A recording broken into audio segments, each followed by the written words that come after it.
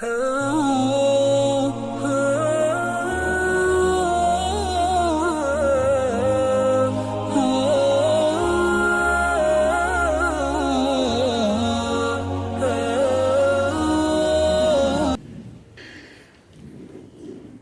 بالله من الشيطان الرجيم. بسم الله الرحمن الرحيم.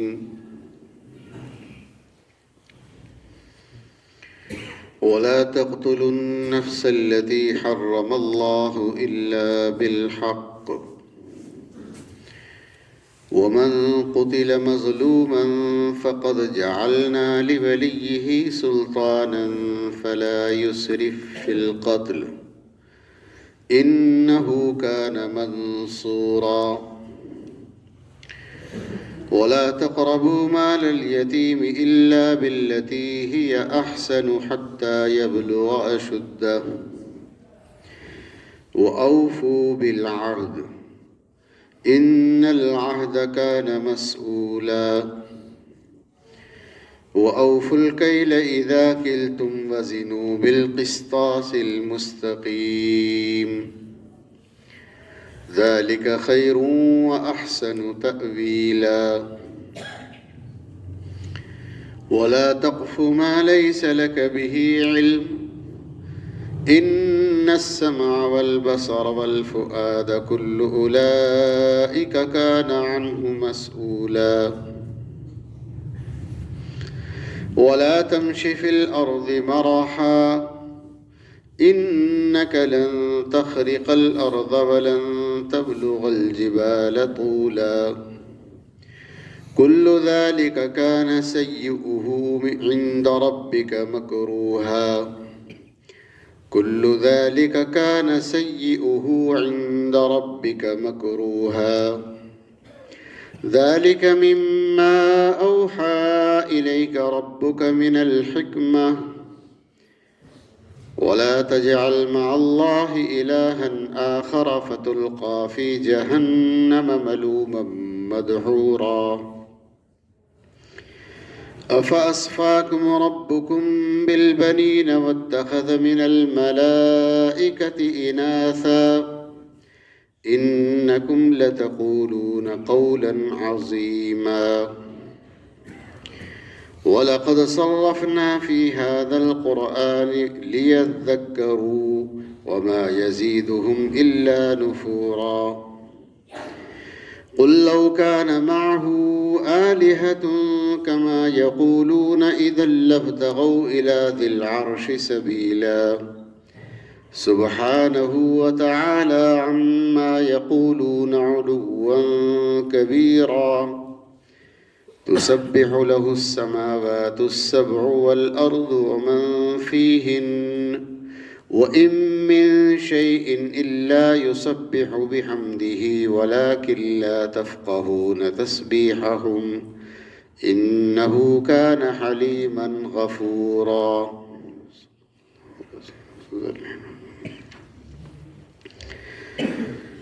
اور قتل نہ کرو اس جان کو جسے اللہ نے حرام کر دیا مگر حق کے ساتھ،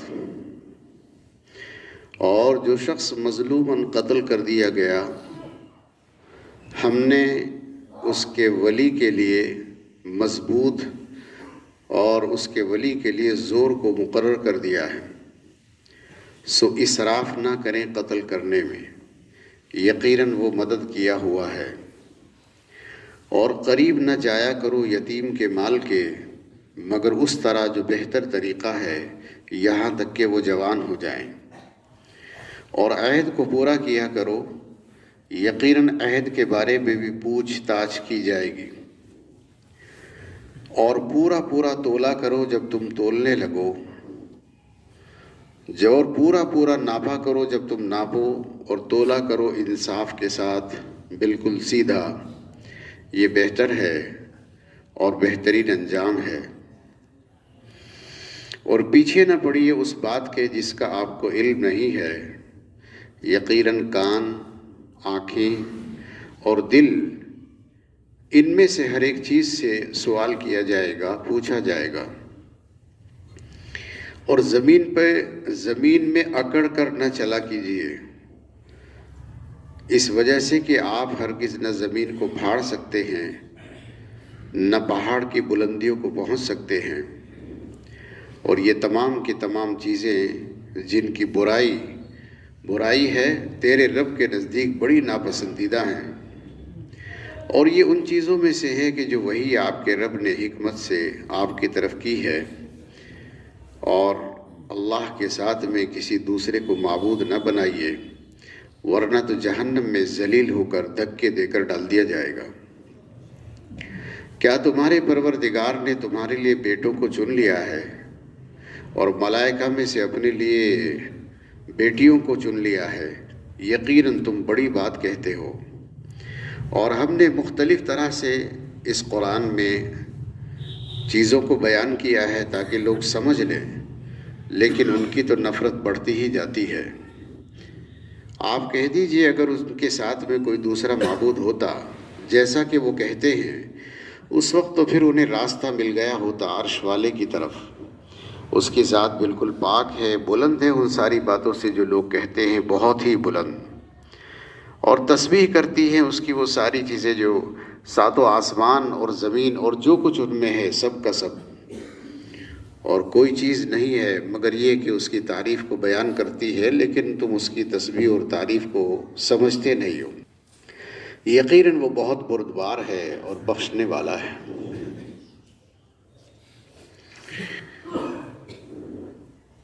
آج یہ سورہ بنی اسرائیل کی جو آیات پڑھی گئی ہیں، آیت نمبر 33 سے لے کر آیت نمبر 44 تک تلاوت کی گئی اور ان کا ترجمہ کیا گیا ہے۔ یہ آیتیں جو آج پڑھی گئی ہیں، پیچھے سے یہ سلسلہ جاری ہے۔ اللہ تعالیٰ نے اپنے نبی حضرت محمد مصطفیٰ صلی اللہ علیہ وسلم کو ان میں سے زیادہ تر آیتوں میں مخاطب کر کے بات کی ہے، اور بعض آیتیں وہ ہیں کہ جن میں براہ راست اللہ تعالیٰ نے ایمان والوں سے بات کی ہے، گرچہ حضور صلی اللہ علیہ وسلم سے بھی جو بات کی ہے اس کا بھی مقصود امت کو ہی سمجھانا ہے، اس لیے کہ نبی کریم صلی اللہ علیہ وسلم تو اپنے قول میں یا اپنے عمل میں ظلم اور زیادتی نہیں کرتے تھے، نہ جھوٹ بولتے تھے، نہ دھوکہ دیتے تھے، نہ کسی کو ستاتے تھے۔ پھر بھی اللہ تعالیٰ بہت ساری سخت باتیں اپنے نبی کو مخاطب کر کے کہتے ہیں، جس کا مطلب یہ ہوتا ہے کہ یہ سختی رسول اللہ صلی اللہ علیہ وسلم پر نہیں ہے، بلکہ آپ کی امت کے لوگوں کو سمجھانا مقصود ہے۔ پہلی آیت گزری ہے جہاں سے یہ خطاب کا سلسلہ شروع ہوا ہے، اور وہ یہ ہے کہ اللہ تعالیٰ نے اپنے نبی کو مخاطب کر کے فرمایا تھا وَلَا تَجْعَلْ يَدَكَ مَغْلُولَةً إِلَىٰ عُنُقِكَ وَلَا تَبْسُطْهَا كُلَّ الْبَسْطِ، جس کا مقصود اور مفہوم یہ تھا کہ اے نبی، آپ کنجوسی بھی نہ کیا کریں اور اتنا بھی زیادہ لوگوں کو نہ دیا کریں کہ بعد میں پھر پچھتاتے رہیں اور پریشان ہو جائیں۔ دوسری آیت میں ایمان والوں کو خطاب تھا کہ اے لوگو وَلَا تَقْتُلُوا أَوْلَادَكُمْ خَشْيَةَ إِمْلَاقٍ، اپنی اولادوں کو اور اپنے بچوں کو محض بھوکمری کے ڈر سے نہ مارا کرو۔ اب انہیں بھی رزق دیتے ہیں، تمہیں بھی رزق دیتے ہیں، ان کو بھی دیں گے، تم کو بھی دیں گے۔ تیسری آیت میں فرمایا تھا وَلَا تَقْرَبُوا الزِّنَا إِنَّهُ كَانَ فَاحِشًا، اور زنا کے قریب بھی نہ جایا کرو، یہ بے حیائی کا کام ہے۔ یہ آیتیں پیچھے تفسیر میں آ گئی ہیں۔ آج جو آیتیں پڑھی گئی ہیں اس کی پہلی آیت ہے وَلَا تَقْتُلُوا النَّفْسَ الَّتِي حَرَّمَ اللَّهُ إِلَّا بِالْحَقِّ، جس کا مطلب یہ ہے کہ اللہ تعالیٰ فرماتے ہیں کہ اے لوگو، کسی بھی انسان کو قتل کرنا جائز نہیں ہے، کسی بھی انسان کو قتل کرنے کی کسی کو بھی اجازت نہیں ہے، نہ انفرادی طور پر، نہ اجتماعی طور پر۔ نہ کوئی آدمی تنہا کسی کو قتل کر سکتا ہے حق سمجھ کر، صحیح سمجھ کر، جائز سمجھ کر، اور نہ ہی کسی سوسائٹی کو، تنظیم کو، کسی ملک کو اس کی اجازت دی جا سکتی ہے کہ وہ کسی کو قتل کرے۔ رسول اللہ صلی اللہ علیہ وسلم کے زمانے میں، یعنی کہ خاص طور سے زمانے جاہلیت میں یہ ہوتا تھا کہ اگر کسی نے کسی کو قتل کر دیا تو بدلے میں اس زمانے میں اس کے گھر والوں میں سے کسی کو بھی قتل کر دیتے تھے۔ قاتل پھنستا تھا تو قاتل کو، قاتل نہیں پھنسا تو اس کے بیٹے کو، اس کے بھائی کو، یہاں تک کہ اس کے پریوار کے کسی بھی آدمی کو قتل کر دیتے تھے۔ یہ بھی ظلم تھا۔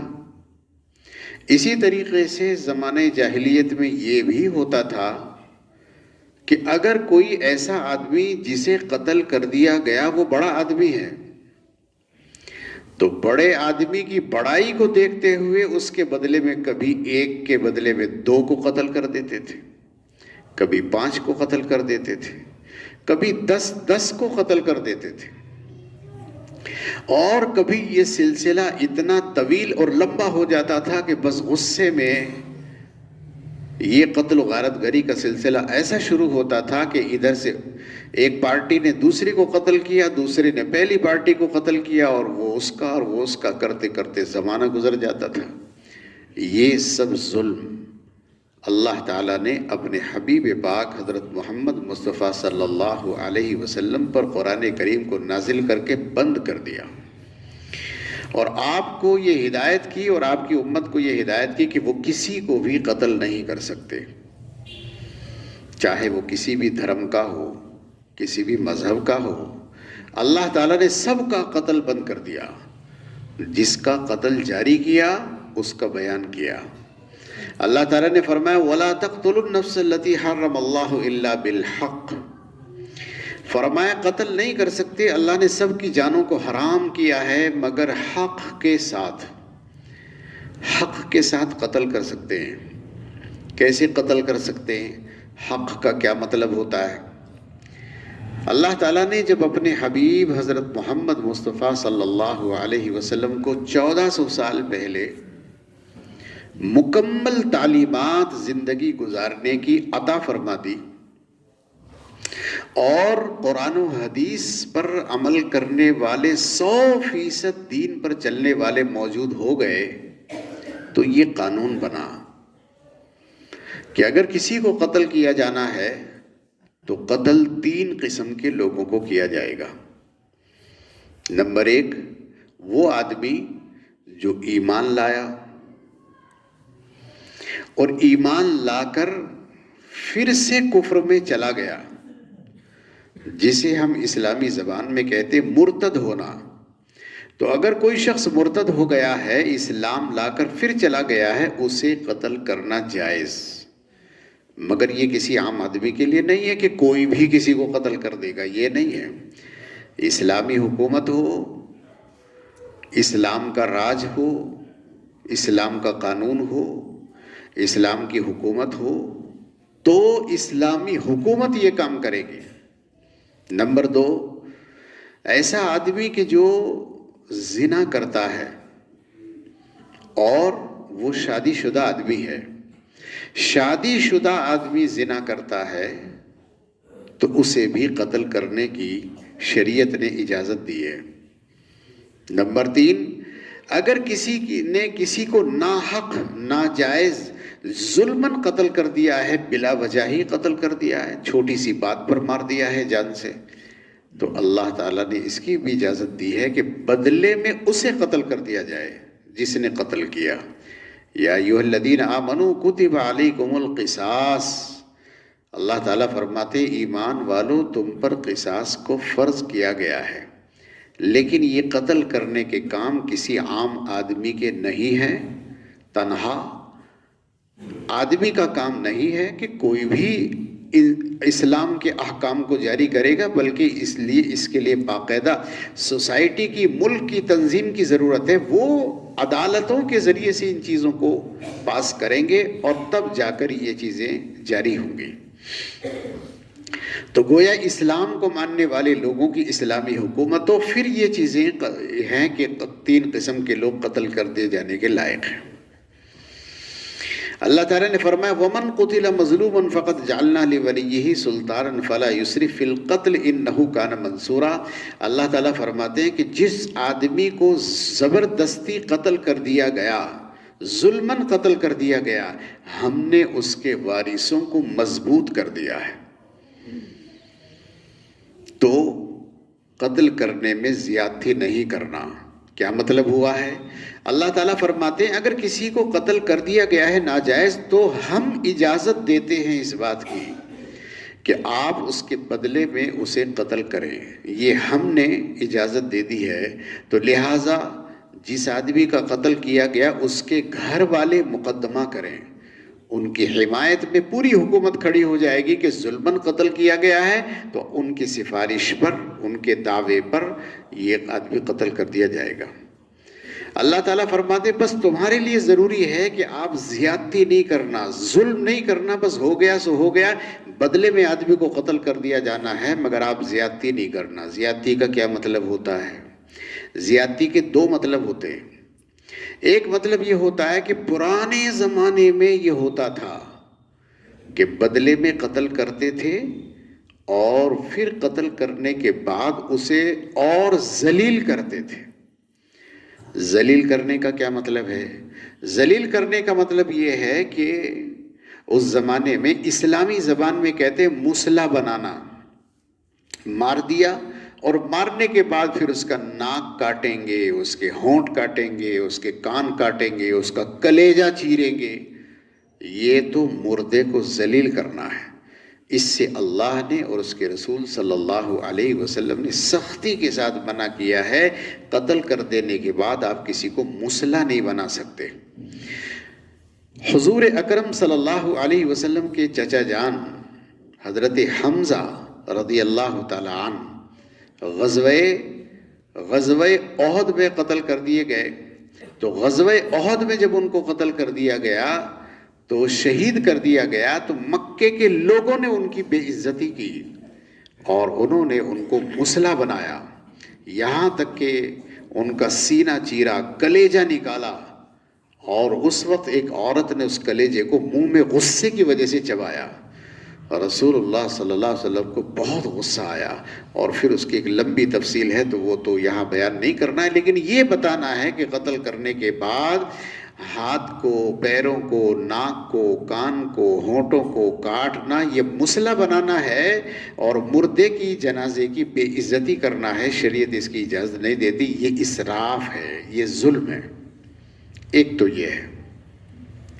ایک یہ ہوتا ہے کہ مذہب اسلام میں جو قاعدہ ہے بدلے میں قتل کیے جانے کا، اس میں یہ بھی ہوتا تھا پرانے زمانے میں، اور اس کا قاعدہ بنا ہوا تھا اور اس پر کام ہوتا تھا، اور وہ یہ تھا کہ مقتول کے ورثہ کو، جو آدمی قتل ہو گیا اس کے گھر والوں کو اس کی اجازت ہوتی تھی کہ بدلے میں اس آدمی کو قتل کروائیں جس نے قتل کیا ہے، لیکن یہ بھی اجازت ہوتی تھی کہ اگر وہ چاہیں تو قتل کو معاف کر دیں اور بدلے میں پیسے لے لیں، اور پھر وہ کتنے پیسے لینے ہیں تو وہ اپنی جگہ تفصیل ہے شریعت میں کہ کتنا۔